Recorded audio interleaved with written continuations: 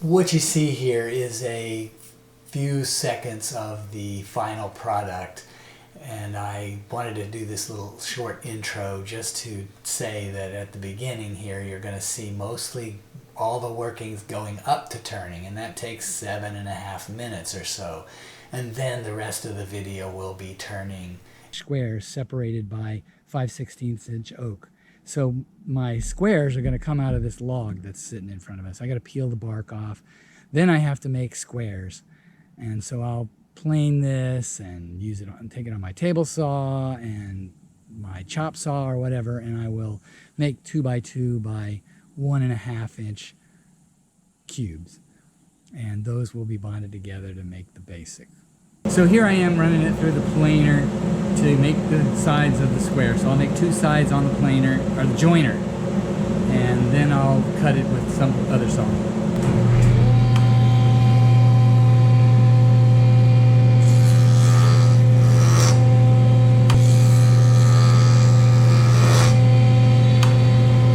So there's some of the progress. So you can see I've planed off 2 sides of this. And I said 2 inches a couple minutes ago, but what I really mean is closer to 3, like 2 7/8. That's what the space is between that. That's what the width this blade's going to cut. And so I've planed these 2 sides 90 degrees to each other. Then I'm going to use one of these as this surface and one as that surface, and then I should be able to rip this off at 2 7/8 inch wide, and then flip it around and run it back through again and make a square that's 2 7/8 on a side. Then I'll cut it off with the chop saw. So now you can see I've cut it into it's a square profile there. Obviously with that diagonal cut, it looks like it's not a square, same thing there. But you can see some interesting grain in this. This is a log that's been laying around in my yard for quite a while. Now this gap here, I'll probably leave that in. What my intent is to put all this stuff together is with some epoxy. So this will fill in with whatever epoxy I end up using. Here's my chop saw. I'm going to cut these off.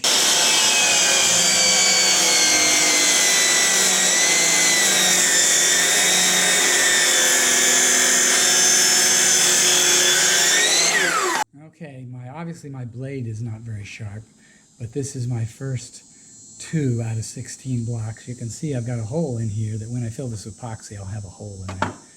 That one goes all the way through. This one goes there to that pith spot. So, okay, here is the 16 pieces. These are all oak, but some of them are quite different than others. This one is really dark, almost walnut colored. So it is. And now my next project, besides letting these dry, 5/16 oak that's going to go in between these pieces. So there's a piece of oak, and that'll go down in between here. If I can put it, and I'll put a full set of 3 and 3. I won't put them around the outside. Kind of like a slightly enlarged tic-tac-toe board. But I think when I cut this into a circle that fits in my 5-gallon bucket, I think I'm going to be like 11 inches. So, and this is currently over 12 by the time you put fill all the spaces in. This 3x3 array, it's got to be less than 10 inches across, because that's what fits in my 5-gallon bucket and for the pressure pot. I've attached these together so they'll hold it together pretty well. I've got all these holy pieces of wood. I chose wood that has spalted some amount. So I've got it. So this is just over 10 inches right now from that edge to this edge, and it needs to be a 10-inch circle to fit in my pot. So I'm going to pick a highly contrasting color, and then I'll cast it. My pressure pot only holds, or my 5-gallon bucket holds 10-inch diameter that I can then pour epoxy in.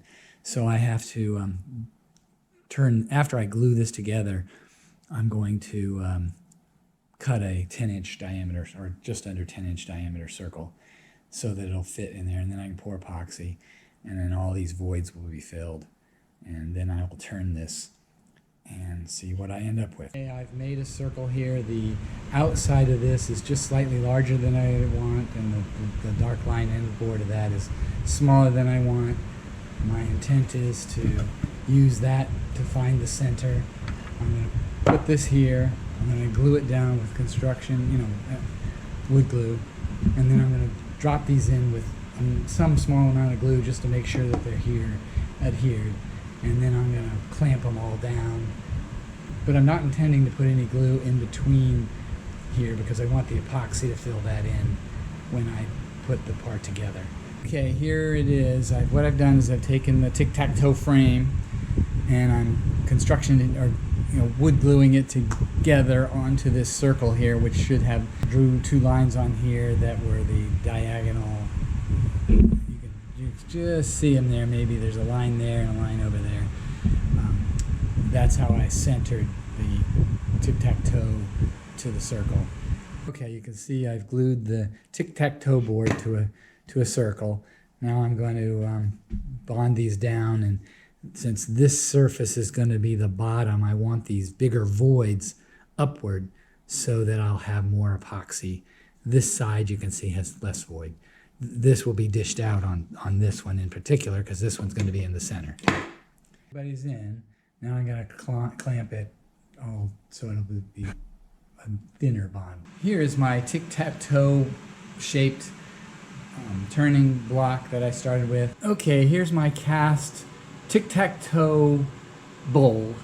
I have it got a like magenta or fuchsia pink fill. I think I didn't put enough, or what I think was enough of the dye, and also I think I floated up. I thought I had it, but obviously it floated up a little bit because you can see there's a space right here where this should be lower.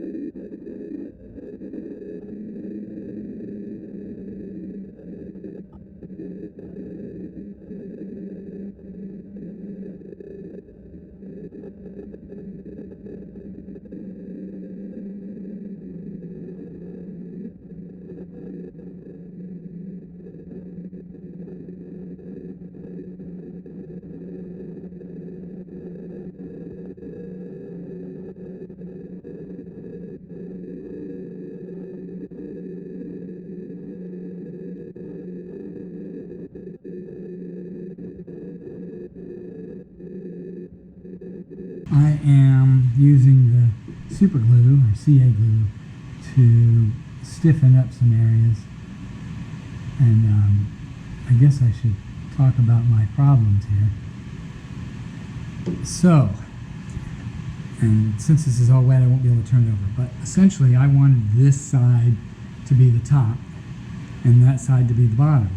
Well, in my excess enthusiasm, I cut too far into the bottom, so therefore it's now the top. So I had to, I'm going to have to invert this, and it'll work out, but it wasn't what I intended, and it'll look pretty much the same. Just the what the pieces of wood looked like up versus down is a little different, and I removed things that I think I wish I could have kept, but I think in the end this is going to look really good. And so I'm putting a little CA glue on to stiffen up where the epoxy didn't get to. And I've obviously put in some coffee grounds in the areas where there were chip outs because of the soft wood. Luckily, in my chasing going too fast, I stopped in time that I could recover. If I had gone much farther, I wouldn't have been able to easily recover, and I would have had to change the bowl more dramatically.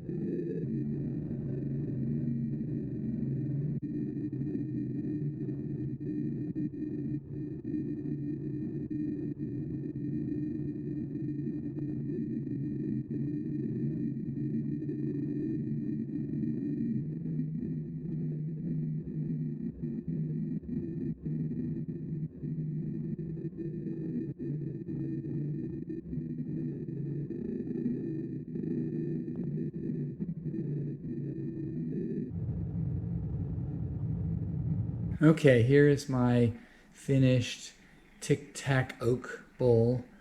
I started out a little different than I ended up. My original plan was, mostly because my pressure pot and the bucket that fits in my pressure pot is smaller than I was thinking. I don't know why I was thinking that, because I've made multiple things that are around 11 inches across, 10, 11 inches. So I was overestimating the ability to fit in there. But in any case, I put in a purple dyed epoxy. This is very spalted wood. You could see that in all the preview in the early part of the video. Wherever the wood is light colored, it's punky, and the epoxy helped a lot in that area, but it couldn't penetrate way into the wood, so I ended up using CA glue to stiffen it up. It is about 10 inches across and 2.5 inches, 3 inches high. I used the drawer sides and the logs, so it a big contrast here between the different colors and the different types of wood. The epoxy didn't turn out as contrasty as I had hoped, and I think there's a couple of reasons. One is I didn't put enough color, and the second is that the color is a mica kind of color, so it's particles, and I think they got filtered out by just not having the gaps that you would want for flowing in the particles. And you could kind of see that early in the video where there was the initial casting. You could see a lot of mica shiny particles in it, and that's all machined away, so that there's none of that left. In any case, I think it turned out really well.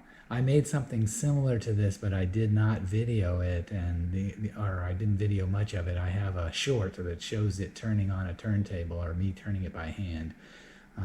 That's the most I have on that, and didn't show the process or anything. This here shows all the process, and I didn't skip much. I mean, I skipped over some things.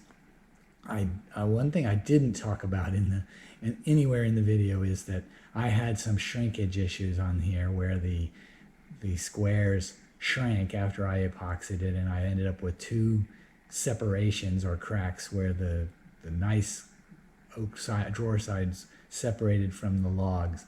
And so I ended up having to put some CA glue and some coffee grounds in a couple of gaps, and that you can't really tell, but it is something that happened.